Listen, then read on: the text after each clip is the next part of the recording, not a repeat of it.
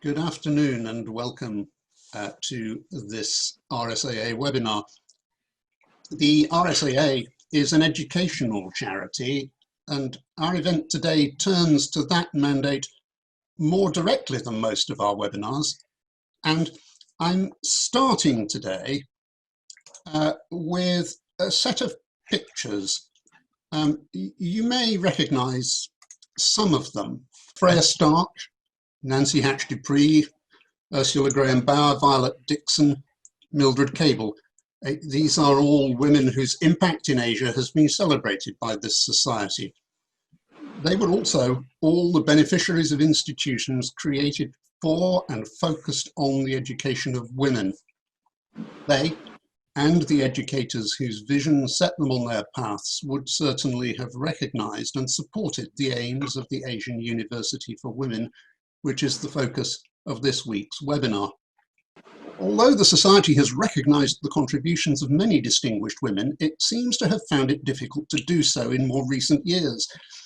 The Society's Lawrence of Arabia Memorial Medal, instituted in 1935, was awarded to 4 women in the first 25 years of the medal's existence.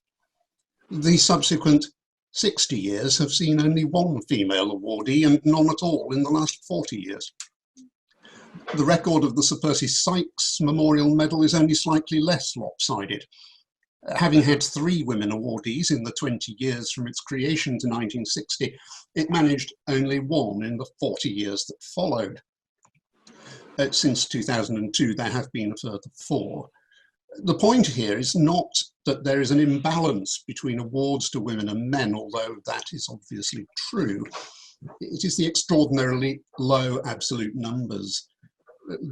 This society should have been unable to find more than 1 female awardee in 40 years for the Sykes Medal, and 1 in 60 years for the Lawrence Medal suggests at least that some reappraisal of priorities is in order.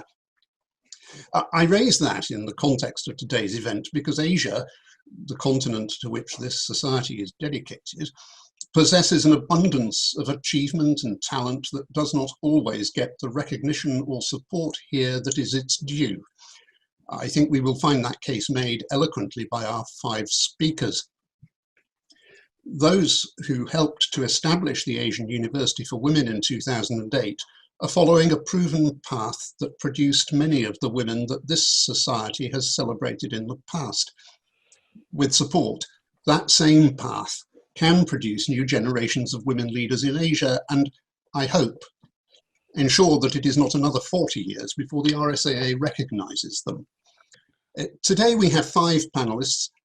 Professor Nirmala Rao is the Vice-Chancellor of the Asian University for Women, a position she has held since 2017. Prior to that, she was for 8 years Pro-Director at SOAS, and in connection with that role was the SOAS representative on the Council of the RSAA. Lady Judy Moody-Stuart is the Vice Chair of the AUW Support Foundation in the UK.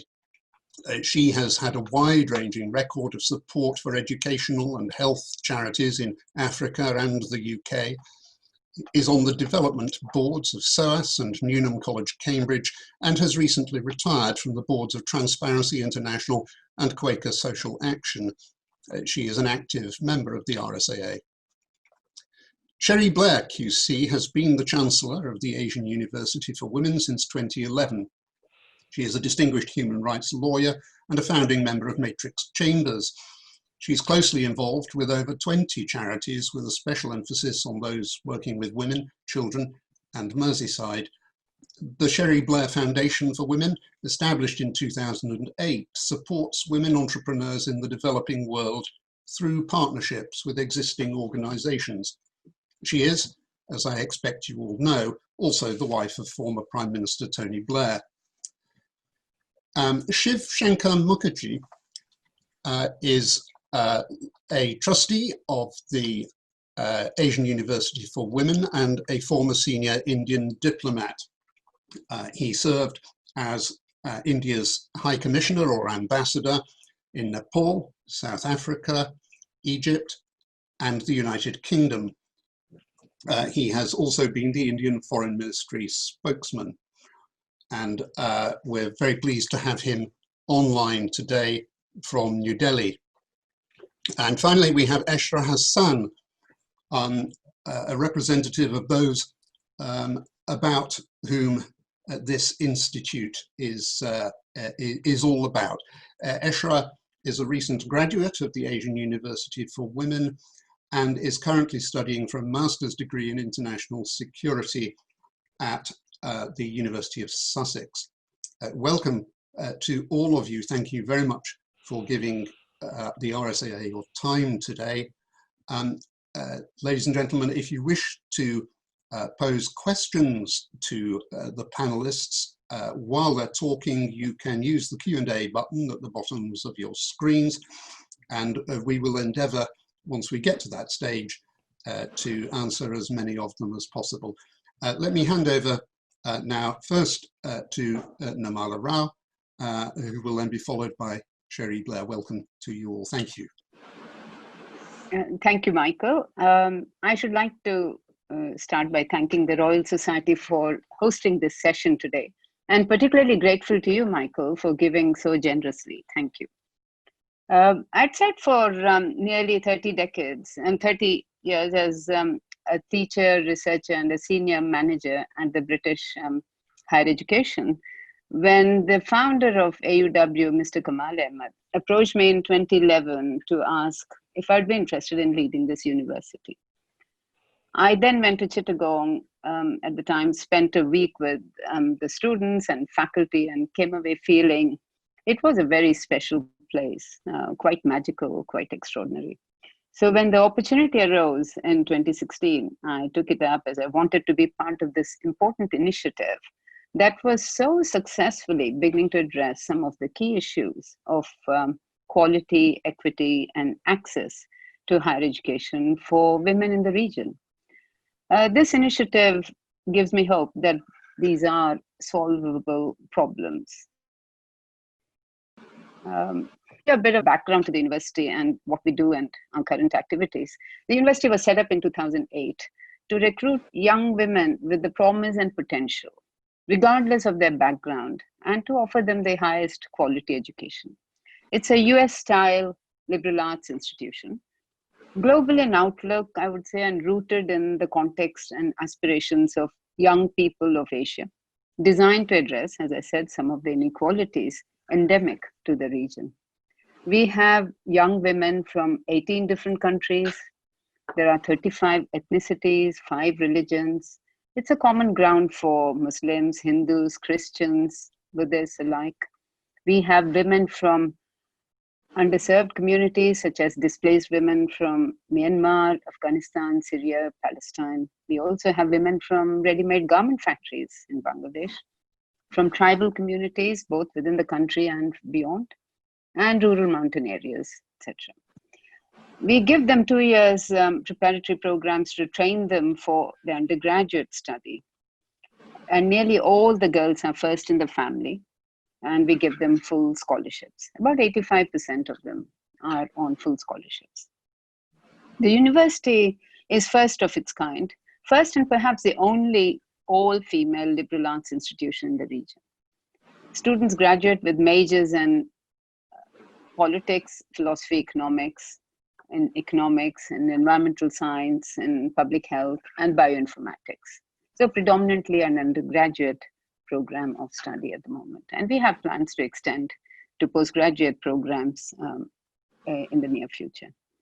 In terms of graduate destinations, the impact our students make is quite phenomenal. About 75% of AUW graduates return to their home countries to solve the problems of their communities from where they come from. And all are, I must say, infused with the passion to create positive impact in the world. They work in NGOs, they join the government departments, the teaching and research institutions, policy think tanks, and some have gone on to set up their own enterprises as well. And remainder of our graduates progress to higher education institutions worldwide to pursue higher master's programs, and some are doing the PhD programs. In fact, the first 2 doctoral students have come out of Stanford, and one from NYU Medical School, and one from South Korea. So we have students in top elite universities. This year, in fact, we have 21 of our graduates who've been offered a place in University of Sussex, 3 in Oxford, and 3 in Cambridge, and some in Johns Hopkins. So they really are our pride and joy. To sum up, we have around 1,000 students, and we have a growth plan for the next 5-6 years to grow to about 3,000 by 2026, 27.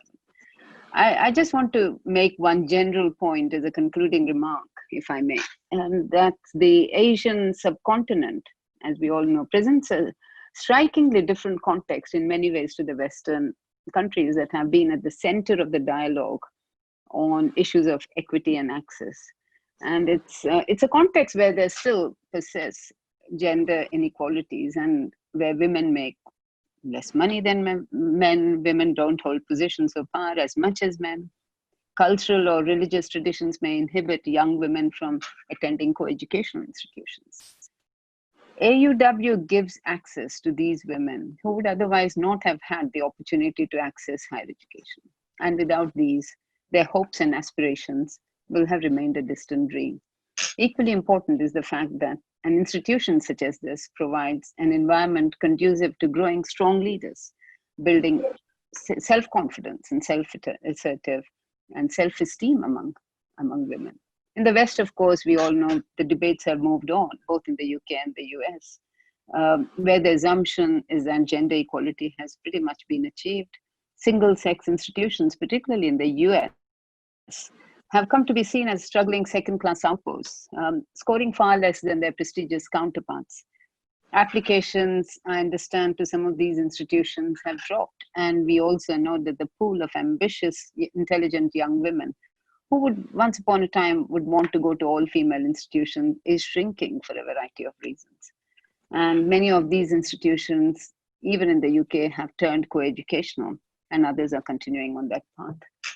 And the importance in this context of a single-sex institution, such as AUW, cannot be underestimated in the region in which it operates. And having served all my life in co-educational institutions, I have to admit that there's something quite empowering about a women's university that you don't really realize until you get there. I should now like to let my colleagues relate their own experiences about the university and tell you more about what we do and our global reach. Thank you. I think, Nirmala, that's me next. Thank you. Can I add my thanks to the august institution that is hosting us today, and I have obviously visited you on a number of occasions, and I'm delighted to be here visiting with you virtually. May I also give my apologies? This was rather last minute, and I do have to leave at 2:30, which is possibly why I'm speaking next. I just wanted to say a little bit about my involvement and why it matters. Now, when Kamal Ahmed, the founder of the AUW, first approached me to be a patron of the AUW in 2008, and subsequently, as you heard, I became its first chancellor 3 years later, I readily said yes. Now, why did I readily say yes? Well, firstly, because I've been a long-standing women's activist throughout my legal career, where I have done many, many cases about human rights, and in particular women's rights, but also rights of other minorities. I always point out that women are not a minority in the world. In fact, actually, I think technically it's the men who are the minority. But then never mind about that. But I would also like to say that, yes, of course, we have made progress. But the fact is, we are still living in a world where there is not gender parity between men and women. And the World Economic Forum, since 2006, has produced every year a global gender gap report where it looks at parity, which is not the same as quality, in over 180 countries across the world now, in 4 areas: economic opportunity, economic opportunity, education, health, and political participation. And in its last report, which was the 2020 report issued just at the end of last year, it found that overall it will still be another 100 years before women reach overall parity with men across the world. That's not in my lifetime, even though I thought that was going to be achievable when I set out as a human rights lawyer in the 70s. It's not even in the lifetime probably of my children. My granddaughter, who's 3 and 1 due next week, they may see it, but that's not good enough. It's not good enough. And if you look particularly at women's economic participation in the world, you will see that actually, of the 4 criteria, is the only one that actually went down last year. It actually regressed by a further 55 years. And so we have to do something, because our economies and our societies will not thrive if we're not using the talent across the world, if we're not actually making sure we're reaching all the talent that is available. Half the world's talent is not getting those opportunities. And if you look at Asia, I'm afraid that apart from the Middle East and North Africa, South Asia is the 2nd worst region in the world for that. And so much more needs to be done in Asia. So obviously, one knows that education is one of the things that leads to employability. And so this is why the AUW is such an important cause near to my heart. And if you look at why women aren't getting these employment or self-employment opportunities, there's 3 things that stand out. One is that they're not getting the education in the areas that are expanding, and in particular technology. And I know AUW is very focused on making sure that we address that.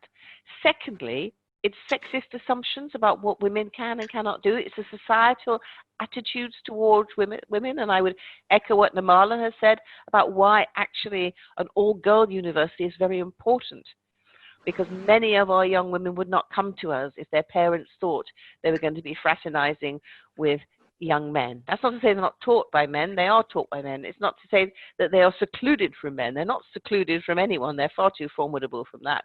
But they are that they live together as a female community.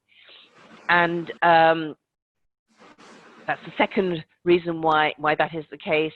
And the third reason is essentially the fact that the reverse, if you like, women tend to be focused in the low-pay caring jobs. Now, as we've seen with COVID, these jobs are vital, and the problem is us as a society not valuing them. But one of the ways we don't value them is we don't pay for them in the way we pay for other jobs. So what we need is a cohort of educated future leaders, women leaders, who will go into the world and redress this balance. And that's exactly what the AUW does. And I've seen that myself over what is now, 12 years, because I've met so many of those girls. I wanted to take a little bit about why one of the things that impresses me most about the AUW is its Asian character.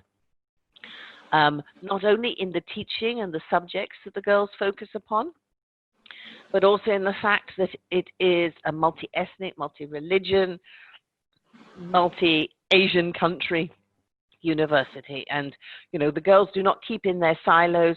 They very much mix. And when you go, there's so much sharing of the culture of their different societies, and discussions, open discussions about the differences, as well as the similarities between them. And that is very inspiring. And I see AUW as a beacon on a hill, which is saying in the region, and that's particularly in Chittagong in Bangladesh, where it is up there on the borders with places like Afghanistan, Pakistan, others that perhaps don't always value women. It says girls' education is important. And I go back to a time when I went to Afghanistan shortly after we'd taken Kabul with my husband. And I went on a visit. We went on a visit around Asia. We went Bangladesh, India, Pakistan, and then tagged on, unknown to many. We went overnight, flying overnight and landing at 3 o'clock in the morning in Kabul airport, where we met with then the newly formed representatives, because at that time they hadn't had elections of the government. And one of the people that I spoke to at that time was the then acting Minister for Women. And I said to her, what can we do? Because everyone knew, and I'd spoken myself with Laura Bush about the difficulties of girls getting education in Afghanistan. Can we get scholarships for girls to come here? And she said to me, that would be very helpful.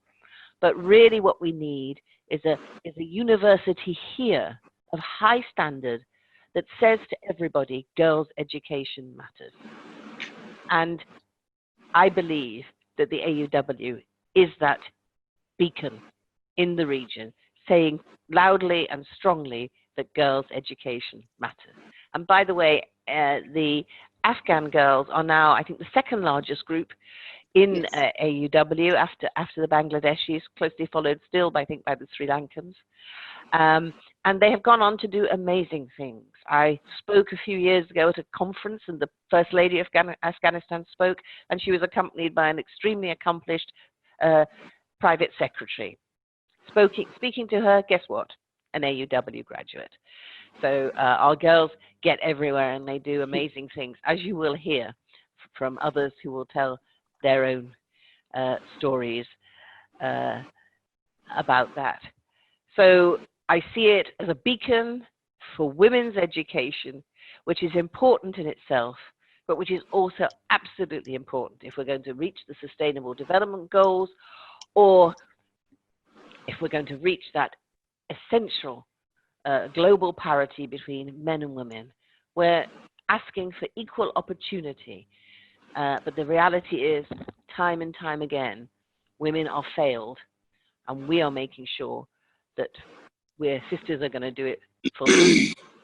One final story about some great Asian University for Women graduates. Last year, I always go to the commencement ceremony, the graduation ceremony. I couldn't go this year, obviously, because of COVID. But last year when I went, I also tagged on a visit to Cox's Bazar, which is the Rohingya refugee camp in Bangladesh. I went there because the head of the World Food Organization at the camp, who happened to be British, wrote to me and said, if you're coming to Chittagong, I would urge you to come and visit, because we have 40 amazing women graduates here, all of whom have come from University for Women. And I want to say that they stand out amongst the others that come and work for the various UN bodies and also some of the international NGOs. Please come, speak to them, meet them yourselves. Some of them I've met already, of course, and see the great work they're doing. And they do great work, and they're making a huge contribution there. And just, a month or so ago, Nirmala, we had the AUW hosted a webinar about groups that were being missed out in the COVID crisis, and we focused particularly on the Rohingyas, and we heard from some of our Rohingya students that we had, and also our graduates who were working in the camp. But you're going to hear some more about our amazing program, so at this point, I'll shut up. Thank you. Well, thank you very, very much indeed for sparing the time, because you are exceptionally busy. I wanted to say also thank you for your visits to Afghanistan. I wasn't there when you made the visit that you mentioned just now, but I did have the pleasure of accompanying you in 2006 to a girls' school in Kabul. I thought you looked familiar, and you know, we have so many great girls coming. I remember that school so well. I remember getting the British Netball Association to send them some netball equipment for the playground, and we took, amazing, amazing. And our Afghan students are amazing. All our students are amazing. But, you know, they're fighting to be taken seriously, and they're fighting for their voice to be heard even today. And in one instance the other day, of course, literally fighting in terms of shooting some Taliban insurgents. Yeah, but thank you very much. I know you have to go, but I wanted the opportunity to thank you before you disappeared. Thank you, and forgive me, but I'm glad I was able to say something. Thank you. Mrs. Blair, thank you very much for coming. I know how busy you are. And I know, but thank you, Nirmala, yes, for alerting me to this, because I wouldn't want to miss it. Thank you. So, would you like me to step up now, Judy? Judy, yes. So, the gender agenda. I first heard myself about the Asian University for Women while accompanying my husband at Ditchley Park for a high-level international weekend in 2006. There was a seminal paper on worldwide higher education entitled Peril and Promise. And I met World Bank attorney Kamal Ahmad with a document under his arm. He said that he'd overheard me talking and wondered whether I'd be interested to look at a paper that he had. I took it. It was the operation plan for an independent liberal arts university for women to be set up in Asia. I read it, and 20 minutes later, I was hooked. 2 years after this introduction, Mark, my husband, and I knew that the university had opened its doors located in the port of Chittagong, Bangladesh's second city, with an independent charter and a campus site donated by the government from Dhaka, situated on a cleared forest hill, land well above sea level, which you know in Bangladesh is pretty important. Up till then, I'd never visited Bangladesh, but now each year I try to attend commencement or graduation, as we'd say. And with a shell exploration geologist as husband, and as I say, my funder, I have lived in 8 different countries over 30 years. I speak French, Dutch, Malay, Turkish, with 12 years in Islamic countries. We felt immediately at home in Bangladesh, and we are privileged to have been able to endow a full scholarship to support girls initially from Palestine. Now, I'm from a scientific academic background, and from the start, I was inspired by the simple, rational AUW, that's Asian University for Women, recruitment method, which recognizes the essential similarity between girls of all cultures and backgrounds who have the intellectual capacity and the personality to prioritize disciplined study in order to help the world. And I should say, moreover, the courage to learn English well enough to graduate at a US accredited liberal arts and sciences institution with English as the study medium. The general method of student application for a student to apply is the AUW website. And each country has a local AUW representative, paid for by the university, who interviews the likely applicant in her own language to answer questions and to assess that applicant's academic strength. These girls must have finished secondary schooling, often from these 3 significant types of background, of which we give scholarships: distant rural, urban poor, and stateless on the borders. Moreover, they must be able to avoid marriage or to negotiate independence from parents and in-laws, and to be wanting to study onwards for 3 or 4 years in English. These are the women who will be able to change the world and have often proved themselves already by volunteering in their local societies before they get to AUW. So consider the AU graduates from the university this year. They originate from 19 different countries.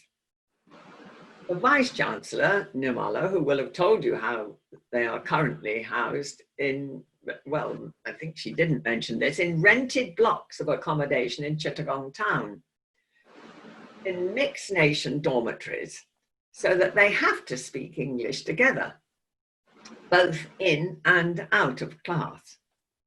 So you can imagine a daily chit-chat with mixed American and UK vocabulary picked up from international films. And then also in daily use, there is the formal academic discourse of lectures and essays. But somewhere in the middle, there's a vital space of intelligent and meaningful human interaction. Well, the sort of thing I hope we're doing with you today, expressed in a world language. And this is one of the issues that interests me most personally, as a supporter and an admirer of the girls whom I can now meet in London and France or back in their own countries on internships or studying for further degrees. My concern is to help them at this stage, as they come out of university, make themselves heard and properly understood, often against a background of low expectation, which Mrs. Blair has alluded to. People just don't expect things from a lot of the time from us women. This low expectation in the listeners. They need to cope psychologically with being a diverse minority, which doesn't imply disadvantage, but something that does need to be owned and recognized as part of their person. These are the young women who will change the world for the better, not necessarily from a position of personal power, but as strong products of a student community where the values are clear and practical and shared with their sort of person, regardless of what nationality or background they come from. They have the freedom to associate with one another and respect and share one another's values. This unique university started as a higher education institution to provide scholarships servicing the tertiary educational needs of those three categories of disadvantaged, intelligent girls, distant, rural, urban poor, and stateless on borders. And a year at the Access Academy exists to bring some beginners up to the necessary degree levels in mathematics and English. Now, the intake has been widened to include girls with parents who can pay, thus coming from more privileged social backgrounds, and are certainly a valuable addition, because you simply do not want to feel that because your parents are rich, you're poor, you're different from somebody whose parents are rich. We all have the same commitment to offer to the world. And there's an interesting balance with current Rohingya students and garment workers who can start with a basic, almost primary school level, if necessary, on site in Chittagong on Pathways for Promise. And this means that there is no wasted energy or emotion upon feelings of them and us, which I fear is an unfortunate human habit. Anyone from AUW will understand the example of a recent AUW graduate in Oxford, born and brought up in Mizoram, Northeast India, who has set up and registered an active international school library building, the building and in various other schools. This whole idea of being able to build a library and make books available. And the Book Supply Venture is a UK charity named Roshun, meaning pay it back or pay it forward. AUW students became positively aware of their privilege, which is coupled with knowledge of the world's inequalities and needs. which they respect and recognize from social field work and volunteering in Asian countries as part of their own studies while still at university.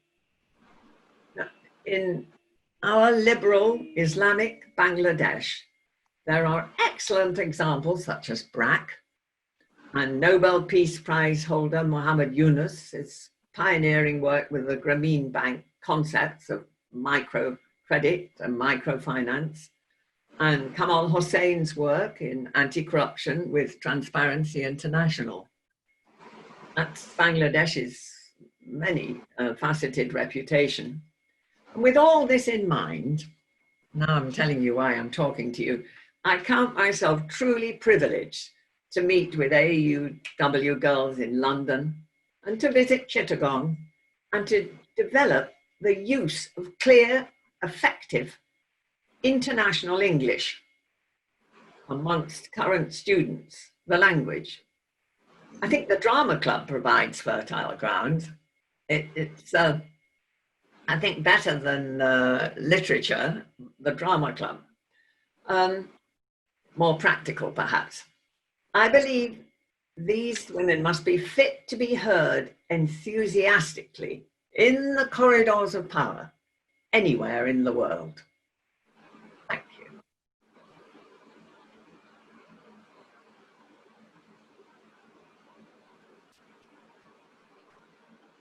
Thank you, Judy. I think it's probably Shiv who would like to speak to your experiences, Shiv. Thank you.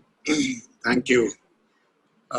First of all, I'd like to convey my thanks to you, Nirmala, and to the organizers for this opportunity to talk to this very distinguished audience. The three of you, Mrs. Blair, yourself, Judy, you've already underlined how the Asian University of Women was set up and its aspirations and its vision, and there's not very much for me to add, but I'll try to just underline what you said through some personal thoughts, personal experiences, yes. By the way, I hope I will be forgiven for mentioning that I hope there's a very large number of people, involved in watching this webinar, because frankly, if you are going to talk about women's empowerment, the three women who spoke before me are probably the best example I can think of. I mean, if example is the best precept, then well, everything's been said. My father used to, I'm reminded about what my father used, one of his favorite sayings used to be, democracy without education is hypocrisy without limitation. I don't know who actually said that originally, probably too many Clements for that quote, but it is absolutely true. I was inducted into the board of trustees in the Asian University of Women when I was in happy retirement by Nirmala, soon after she became vice chancellor. And I was intrigued and excited about an institution that had the, what shall I say, the chutzpah, the audacity to have as its goal the education of women in Asia from the most underprivileged backgrounds, from the poorest of the poor, and not just give them some basic skills, some crumbs of, the 3 R's, reading, writing, and arithmetic, but to give them a world-class education so that they could become, as the AUW's vision statement states, role models and leaders in their societies and their countries, and compete with the best in the world.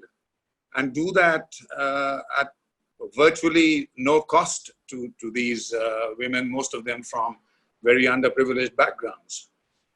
And frankly, in the 2.5 years that I've been associated with this university, the initial feeling of excitement that I had has only been, multiplied manifold, really.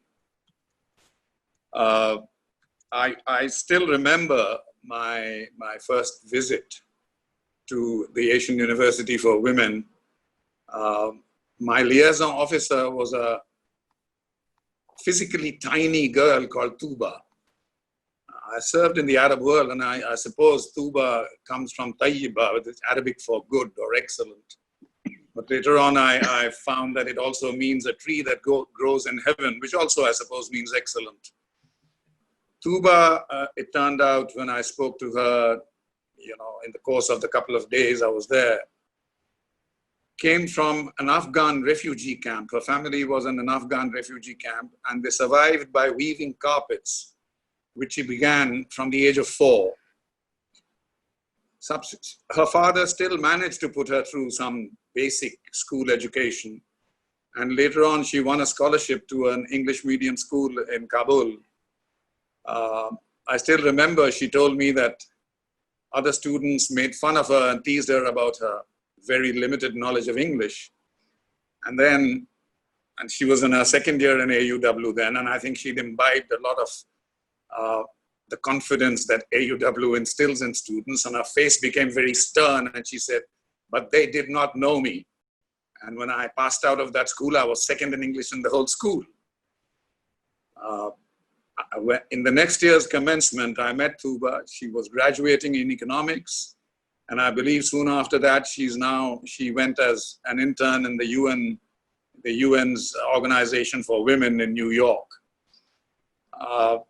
And of course, apart from this very personal experience, there were so many other stories I heard about, similar stories about how, just given the opportunity, these girls overcame the accident of birth, which otherwise would have, never let them break the barriers of the obstacles that their conditions of their birth put in their way. But the opportunity they got in the Asian University of learning, of education, of their peers from different countries, I mean, they just flowered. I had the opportunity also during that first visit to interact with a couple of the senior classes. I was asked by the professor of international relations there to, just speak to them, which I did. And I tried to be as provocative as I could to elicit some interest, as I knew they'd otherwise get very bored. I was amazed at the level of response I got. I mean, these were not girls who are very common in my country. I mean, girls and boys included, of, just sitting there and with that attitude of teacher knows best. These were girls who were voluble and articulate and asking questions and not at all afraid to ask why. I have never felt, just before I had spoken to these girls in that visit to Bangladesh, I had addressed a group of 40 Foreign Service probationers in Delhi who had just joined the Foreign Service on, general diplomacy and so on and so forth. And I tell you the truth, I found these girls easily able to compete with the best of them. I've served my country for 40 years around the world as a diplomat. And without wasting time in talking about the importance of education for women, which is a given, which the 3 panelists who spoke before me underlined so eloquently. But I noticed 2 things, which is important in terms of the vision of the Asian University for Women. One was, whether I served in very poor countries, which I did in Africa, in the Middle East, or in developed countries, the one central important element there was that in those countries where the development story was going well, each and every one of them had one thing in common, which was an extremely heavy investment in primary, secondary, and tertiary education, without exception. And secondly, and this is of course a favorite subject in universities worldwide now, everybody's, conflict resolution happens to be a very popular subject. And conflict is something diplomats have to deal with, or at least, are next to all the time. And we all know when we serve in different countries that conflict very often does not come through just, disputes over territory or various other things, but very often, if not caused, but at least are fueled by ignorance. And again, in the Asian university, I think that one of the best crucibles for removing this ignorance, girls from 18, 19 countries thrown together, learning about each other's cultures, conversing with each other, I think that was a great education by itself. I mean, I come from India, and India is probably the most diverse country in the world.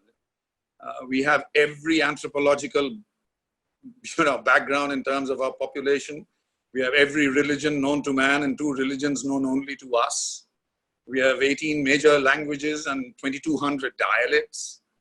And we pride ourselves on having what we call unity in diversity. We revel in our diversity, or we are supposed to, but we haven't yet got there. So, my personal experience with the Asian University has been, as you can imagine, extremely happy and extremely elevating. Just a couple of other things on a personal basis. In India, in our 29 states, there's a state called Kerala. It is not the richest state in India. It is not the second or even the third richest state in India. But it's the state which has the finest social indicators in terms of education overall, including for women, child mortality, pre and postnatal health for women, and you name it. In all social indicators, Kerala usually comes first. And Amartya Sen, the economist, our Nobel laureate from India, uses Kerala as an example for his thesis that for socio-economic development, the 2 central pillars are education and the empowerment of women. And he uses Kerala as an example because Kerala, as Nirmala knows very well, is a matriarchal society where women have always been empowered, and where for one reason or another, even before independence, education was given extremely high priority.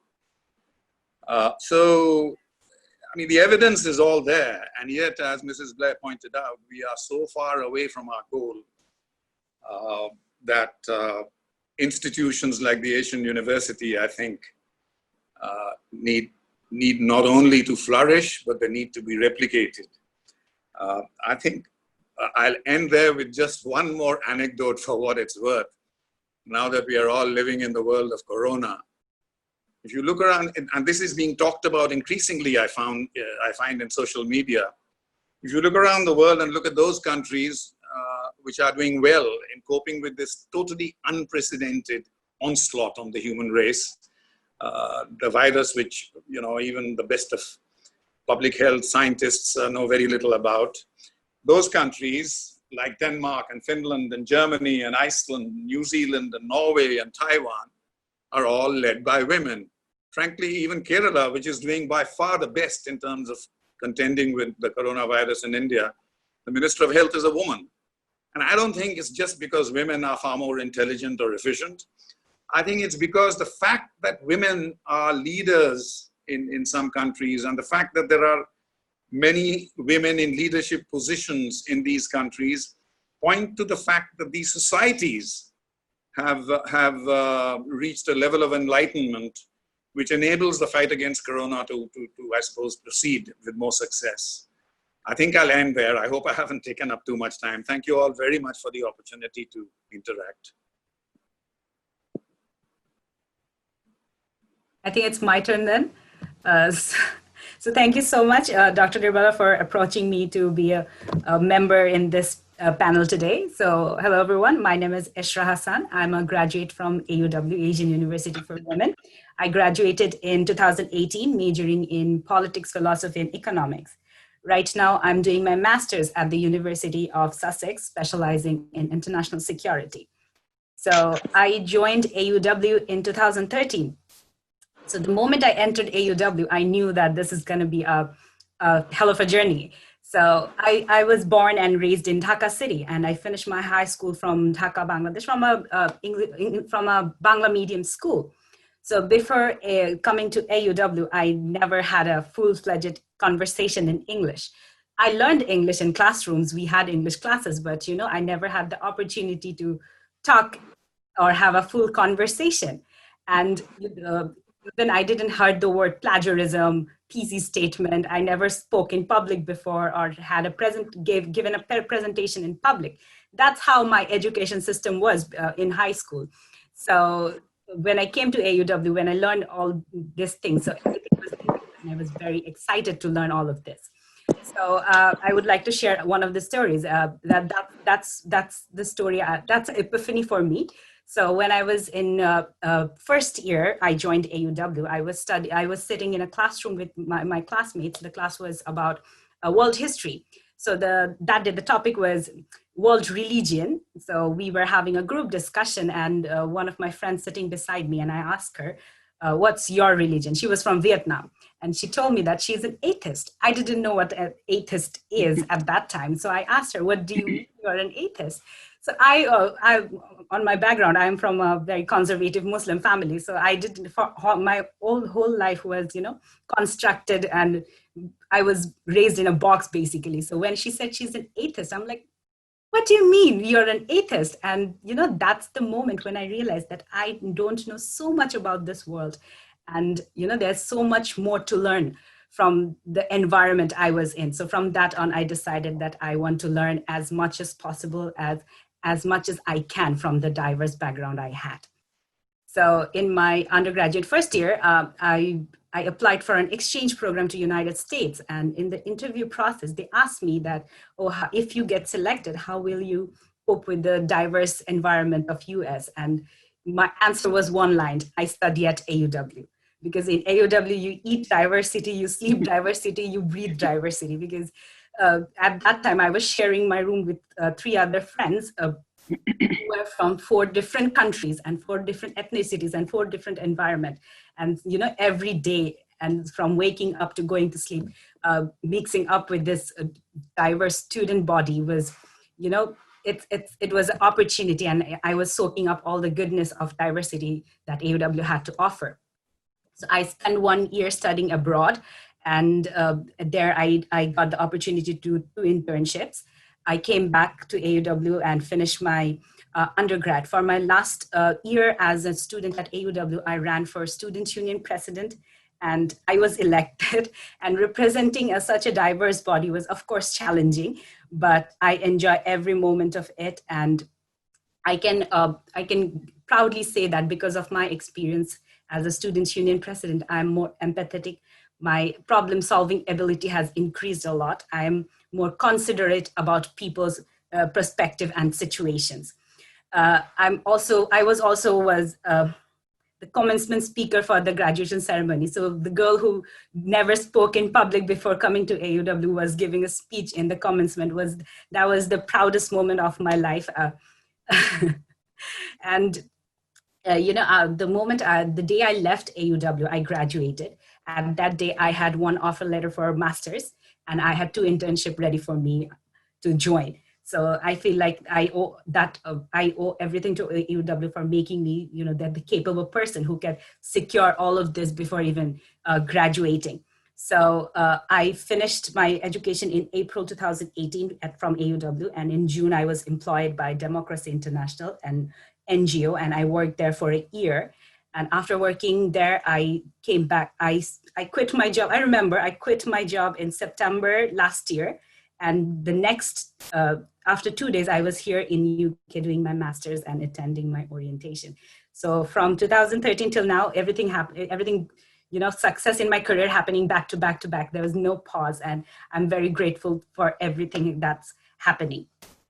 And about the quality of education at AUW. So when you study, I never got the chance to compare what I was studying, because none other university of Bangladesh was giving something similar, we're not offering something similar. So I couldn't compare my coursework or my syllabus with other courses of other universities in Bangladesh. So I got the chance to do that here in Sussex. So when so before my classes here at Sussex, so you prepare additional reading, mandatory reading on everything. And I realized that 50% of my additional reading for my master's course, I have already covered it in AUW. So that was one of those moments that, oh my God, all of these things, the readings I have already done. And not only I have done the reading, I remember all the terms. When a professor says something or mention or refers a theory or an author, I just instantly remember. I not only remember, I can also remember that the criticisms and the discussion which we had in class in AUW. So the quality of education was, of course, 100% good, because after 2 or 3 years of studying, I studied those things 2 or 3 years back, but still I can remember. Those are, fresh in my mind. So yeah, and in here, in one of my courses, we have other AUW friend. So we have one course is similar, and the quality of discussion we two contribute, I'm biased, of course, but the quality of, the discussion which we contribute here, I feel like it's very valuable and it's very deep indeed. So yeah, that's my experience. That's it then. Thank you. Thank you very much indeed, Eshra. And wonderful to have the chance to hear from someone who has actually been through the university, as well as those who have helped to set it up and run it. We're really pleased. I'm going to move straight on. We've got a number of questions, some of which I will try to cluster because they deal with similar sort of questions. Hookie Walker asks, apart from the government gifted land, how is the AUW funded? Christine Purdy asks, how are bursaries financed? And how much does a year's studentship cost? I'm going to put up a slide that will give you some answers to that. But to those two questions, could I add one of my own? Having looked at the annual report of the Asian University for Women, I can see that 40% of the university's funding comes from the United States, which of course has very powerful philanthropic traditions. I was startled to see that the UK contribution is, by contrast, 1%. Even Switzerland manages to produce 5% of the AUW's budget, despite having no particular connections with the subcontinent at all, whereas I would have expected the UK to be a better source of support for the university than it appears to be. And so in responding to those financial questions, I wonder if you could also, and this is probably primarily one for Nirmala, but also for Judy, could you also say something about why you think that the UK doesn't seem to be very interested? Okay. Michael, should I just go first, and then Judy and Shiv, and they can chip in? And I can also see a number of questions, and I'll be as quick as I can. I think some of us have probably seen reports over the years from CAF, Charities Aid Foundations, and so on, where US still is the most charitable country in the world, and UK has a long way to go before we match the culture of charitable giving and generosity that prevails in the US. And I suspect, one can put it down to various political and social factors that explain the size of that transatlantic giving gap. And one of the things that's striking is giving tends to be much larger in the US because of the lower tax rates and proportionately less tax income, and the expectation that if you make money, you're expected to contribute back to your country and community. We don't have the same kind of social expectation in the UK as the US has. That philanthropy should be worn as a badge of honor, if you like. And also, apart from the differences in tax incentives, donations in the US go disproportionately to education and religious causes, of course. And I'm told something like 45% go to education, whereas UK giving is much more spread across a variety of causes. I wish we could aspire to a US model of philanthropy in many ways, but I think they are not replicable, and because they are a unique product of US social, political, and historical factors. I suppose with Brexit effect, if I want to see the positive side of it, if people feel the country is more divided, and perhaps there might be a resurgent appetite to get more involved in social and philanthropic issues in the UK. Having said that, we get a large amount of donations from Japan and Hong Kong, and Japan is nearly matching our US donations at the moment. So I'm only hoping that UK will catch up. We have a UK Support Foundation. Your slide has, you've just put up the slide, and we've not yet got very active, but we hope in the next few months we'll catch up, and we'll do a bit of work in UK and Europe.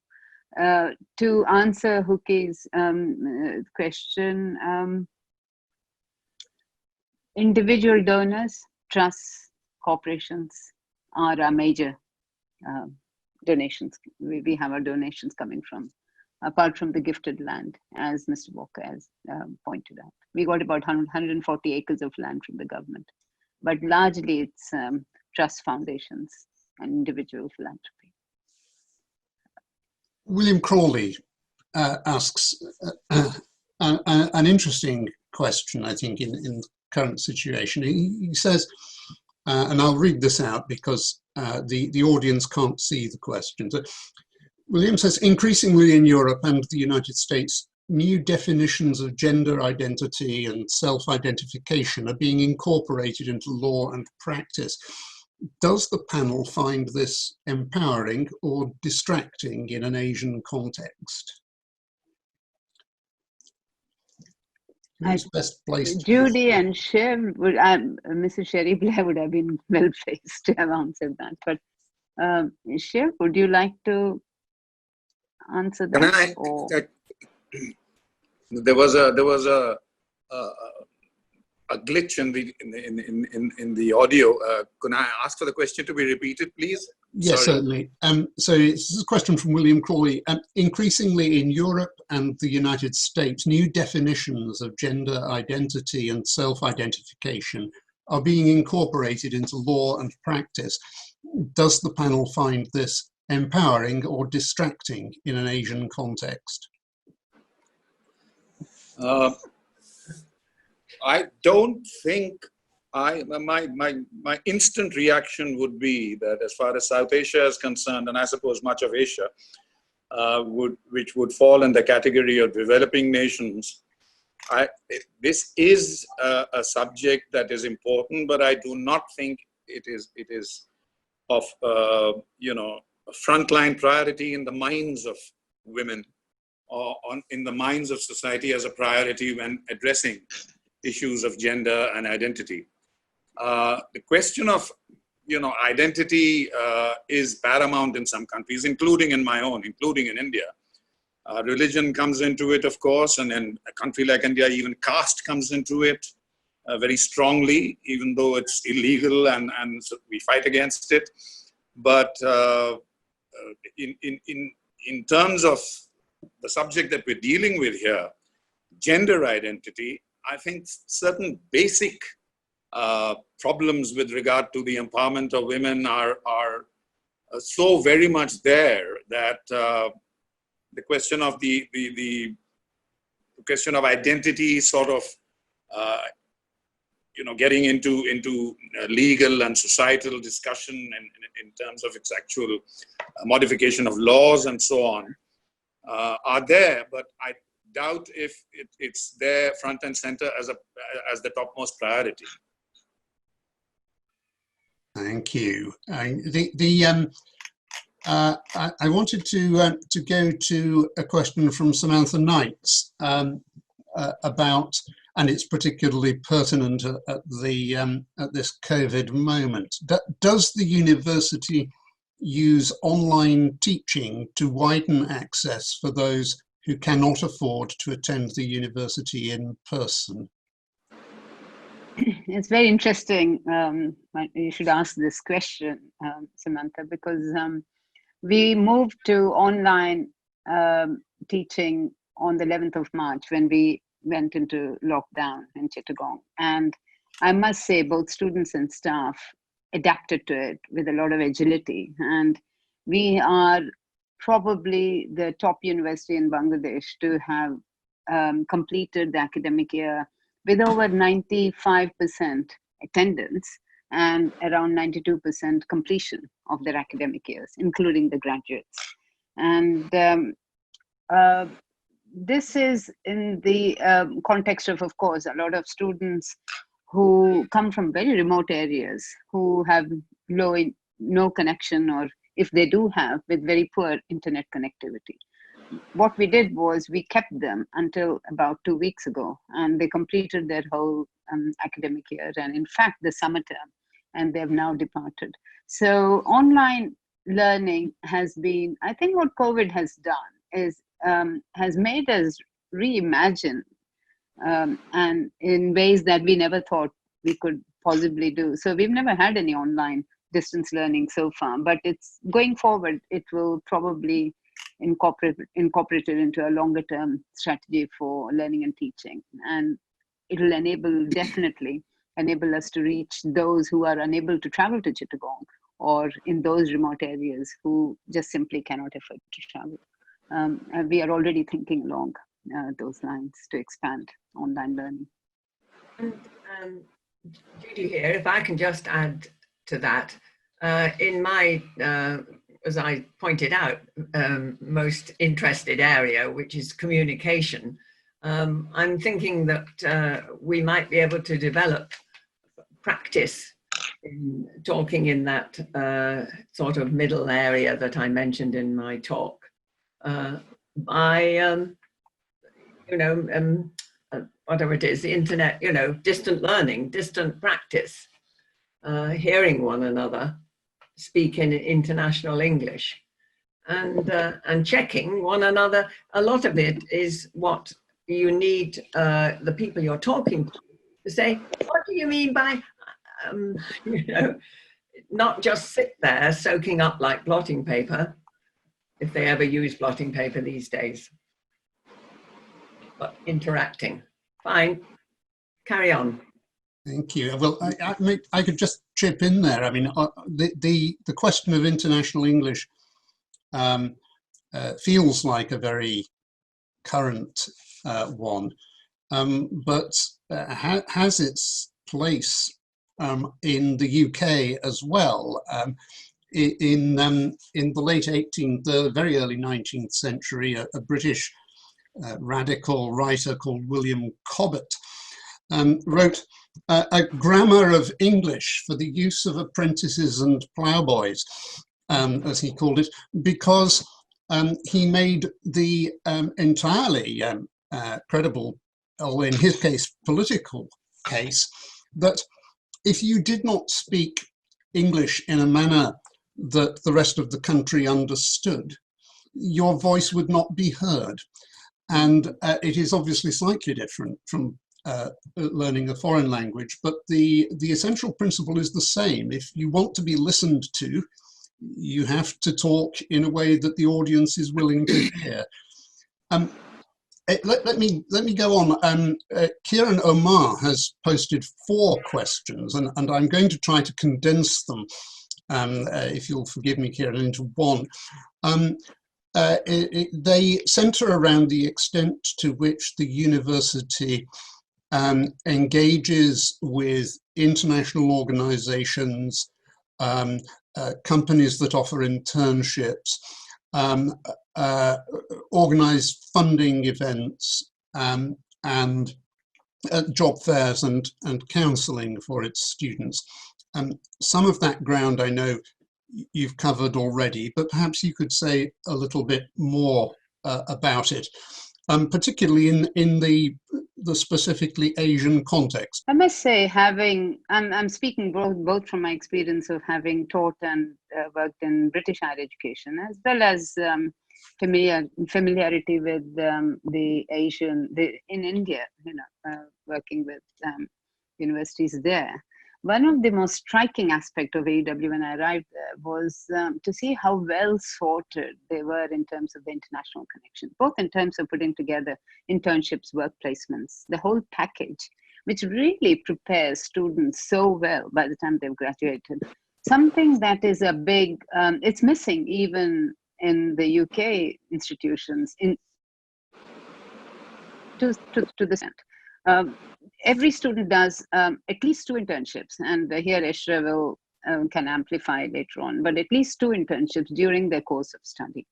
And companies like Marriott, Li & Fung, L'Oreal, a lot of these, and yeah, all of them don't come to my mind at the moment, but also big corporations like Goldman Sachs, Bloomberg, they provide very good package of internships, and Deloitte's, of course. And in quite a few cases, students actually get employed at the end of their internship and when they finish their graduation. And they also have a very good mentorship scheme. This year, Goldman Sachs had a scheme in which 100 of our students participated.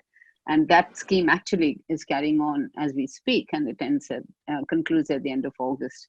Similarly, Bloomberg Foundation, we have another 100 students going through mentorship with Bloomberg. So it's one of the strengths of AUW, I would say, and pretty distinctive. You don't find that in other universities in Bangladesh, even, as I said, to the same degree in universities, even in the UK or in India. And it positions the graduate extremely well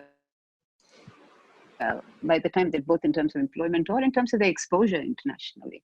So, and that's made possible because of our founder, Mr. Ahmed, who's very well connected and works tirelessly to get students onto these internships and mentoring schemes, as well as our support foundations working in Japan, Hong Kong, Singapore, Geneva, and our trustees, of course, who come from the corporations and represent a wide range of sectors who are constantly working for our students. So it is, yes, I mean, it's a collective work, and we are very well connected. Apart from that, we are plugged into the overseas institutions, higher education institutions, both in the UK, Europe, South Korea, Australia, and the US, of course. Thank you. I'm sorry, Michael, I'm being very brief because I'm conscious of the time. No, please. I mean, I think we can always find ways of extending this dialogue by email later if there's an appetite. Michael Watson asks, I mean, this is a very factual question. Does the university interact with Malala Yousafzai's campaign for education for girls? No. Right, simple answer. There we are. It's not, I think, a secret to know that to say that it can be difficult to persuade men to take an interest in issues that are gender-based. Looking at the audience today, we have, without giving any secrets away, we have an audience today online that is 65% female and 35% male, which is more or less a reversal of the normal gender balance in an RSAA audience. To what extent does that become an obstacle for the university in getting attention for itself, in getting funding for itself? And what, if anything, in simple terms, can be done about it? Thank you, Michael. It's a very good question. At AUW, you'll be surprised to know that I have on my senior team more men than women. Faculty, we have more men than women represented from all over the world. Even among staff, the support services, we have a lot more men. Although, having said that, we are trying to recruit more women to achieve parity. And so we've not had, while the strength, to answer your question, I mean, if I were to take pride in the fact that, yes, it's open to men and, and men don't feel inhibited about coming to AUW or being associated with it, we have absolutely no problem. We attract men to the institution at all levels. That said, there's also constantly at the back of our mind that, we need to attract more women as well in positions, both in senior positions as well as staffing across. So we want to achieve, and I think we're getting there. We're getting there in terms of getting more women. I don't see any problem at all. I mean, among the trustees, there are lots of men. If anything, like I said, we need to redress that imbalance at AUW. And going forward, we are planning postgraduate programs. It's a dilemma for us. My personal view is to open up postgraduate programs to men as well. See how far we are going to be successful in attracting men to our university to study at that level. I don't foresee any problem, but in the context we are operating, there might well be some inhibitions. Early to say, too early. Yeah. No, well, I mean, I don't know if other panelists want to say anything about this. I mean, my thought was less to do with whether the Asian University of Women should itself be broadening its scope.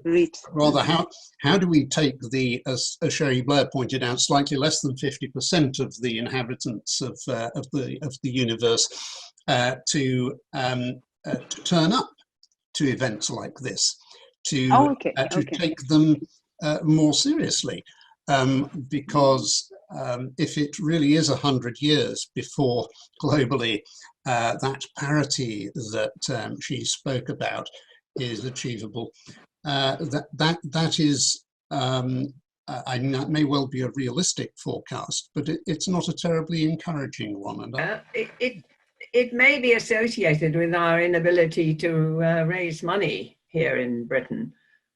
It isn't that we haven't tried, but the method on this side of the Atlantic, and I don't know about, I know a little bit about Holland fundraising, but it is very different from the US, where really in Britain, we keep quiet about anything we've given. We're a bit shy about it. And we certainly don't talk about how much money we earn or our funders earn. Money is just somehow or other not a thing you share news about with your friends, which I think is quite the opposite in the States, I get the impression. Right. Over to you, Shiv. Well, I don't have any special expertise to expound on this matter, but all I know is that, in India also, fundraising is one of the most frustrating exercises that one can think of. And I've heard discussions where people have said that it's not in the Indian DNA. We have any number of charitable institutions like many countries, and there is a law, by the way, that in what we call the organized sector, the corporate world has to put aside 2% of its revenue for what they call CSR, corporate social responsibility, which means basically giving money for, things that usually charitable enterprises give money for. But having said that, specifically in the context of the Asian University of Women, let me just give you one example. I know of a huge Indian corporate house that has given money, huge sums of money, to endow chairs in universities like Harvard and the Imperial College of Technology in London, but not $1 to the Asian University of Women, even though they were approached. So it's, I suppose, a question of what they get out of it as well, in terms of publicity and PR. But as I said, I don't have any special expertise in being able to expound more on this. We are we are starting to run out of time. I don't know if anyone on the panel has any last things that you would like to mention. One last question, which was on my mind too, from Frauke Bey in Abu Dhabi, is how many of the graduates actually return to positions in their home countries? Around 70% go back to their home countries, not necessarily to the communities they come from or villages they come from, but to their countries, yes. It's pretty high. We need to close for today.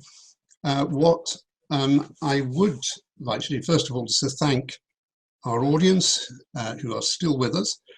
And that's a strong indicator of interest, because usually after an hour and a half, a fair number have drifted off, and that has not happened this time. So thank you to the audience, but also to all of our panelists for giving us an extremely interesting insight. As I intimated in my introduction, I think this is an area that society needs to think about, and needs to think about its own relationship to these sorts of initiatives. That's for another occasion, but you've given us a really good basis for reflection here, I think. And I'd like to thank you all very much for that. Next week next Wednesday is the last of our webinars for the summer. We're closing down for the whole of August, but we will be back in September. Next week we have Dr. Matt Brazil, a US academic who will be talking to us about Chinese espionage, something that is very much in the news, particularly today, as the United States is in the business of closing down China's Houston Consulate General. So I hope that some of you at least will be interested in that subject too, and join us next Wednesday. In the meantime, thank you all, everybody, very much indeed for your participation. Thank you, Michael. Thank you again. Thank you. Thank you, Michael. Thank you. Thank you. Thank you, Michael. Bye. Bye-bye.